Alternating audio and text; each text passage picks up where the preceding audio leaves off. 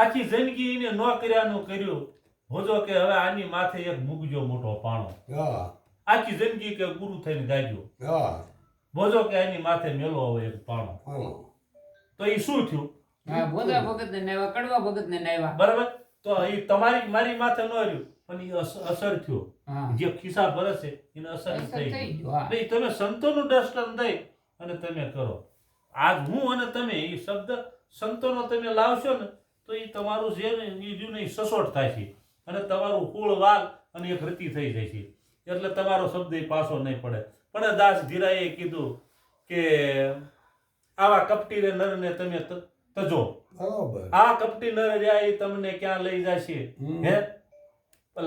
આવા કપટી નર ઘરના રે ઘરના પિયાના આવું બધું શીત્ય વેચીને લાવે છે દાણા નોકરિયાના કરે છે દાસ ધીરો કે આવા દુર્યોધનના મોઢા નો જોશો કેસર નથી કરતા યાદ છે ને